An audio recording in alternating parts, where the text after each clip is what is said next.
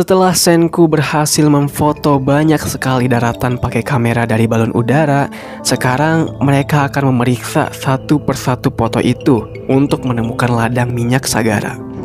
Karena dengan dipoto dari sekarang, mereka akan bisa mendapatkan banyak foto gitu kan, dibandingkan nanti masuk musim salju yang bakal menutupi semua daratan. Abis itu, pada musim ini, yaitu musim panen, gandum pun berhasil didapatkan dengan jumlah yang sangat banyak banget. Karena gandum penting banget sebagai makanan pokok, Ryusui pun jadinya punya ide. Dengan gandum yang telah dimiliki sangat banyak, dia akan membuka restoran bintang 3 milik si Franchois. Jadinya, si Franchois akan membuat menu pertamanya, yaitu makanan sejenis truffles katanya. Nah, untuk mencari bahan bakunya, dia meminta bantuan si Suika untuk mencarinya. Dengan si Suika yang kenal banget sama daerah itu, akhirnya mereka menemukan jejak kawanan babi hutan di sana. Setelah ketemu itulah, mereka mengurung beberapa babi hutan yang ditemukan. Setelah babi hutan dikumpulkan, mereka pun akan membuat truffles. Untuk membuat trufflesnya, mereka membutuhkan jamur hitam. Bukannya jamur hitam yang ketemu, dengan pengamatan si Kohaku, mereka malah nemuin ladang minyak Sagara dari foto yang Senku ambil. Maka dari itu, mereka pun langsung mencari di mana lokasi si minyak itu.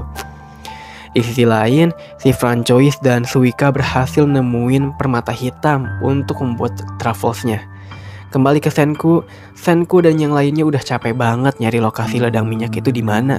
Gak ketemu-ketemu gitu kan.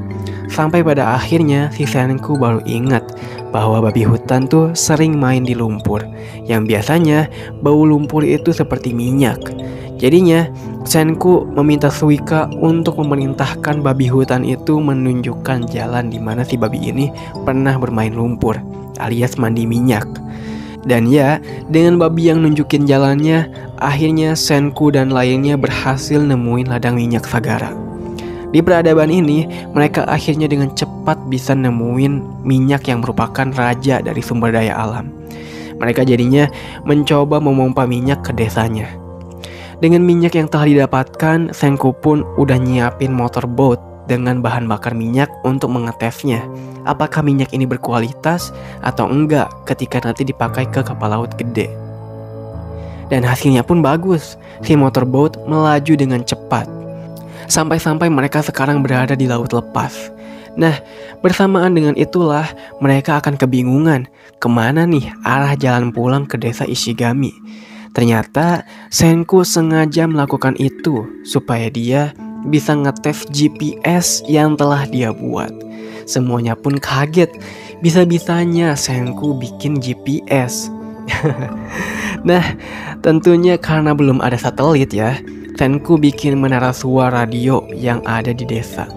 Setelah diaktifkan, gelombang suara radionya pun langsung menyebar ke seluruh bumi.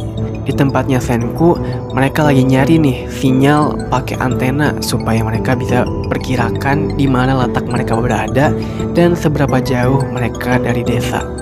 Mereka sempat bisa terhubung dengan orang-orang desa di sana.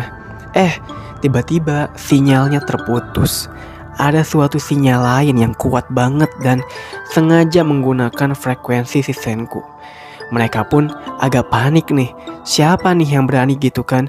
Yang berani-beraninya menggunakan sinyalnya si Senku.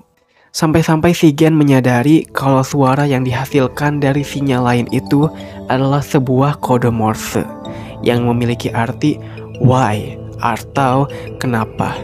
Mereka pun makin kaget, tapi si Senku malah seneng. Akhirnya dalang dari balik pembantuan ini munculin dirinya sendiri. Mereka akan menemui dalang itu mulai dari sekarang.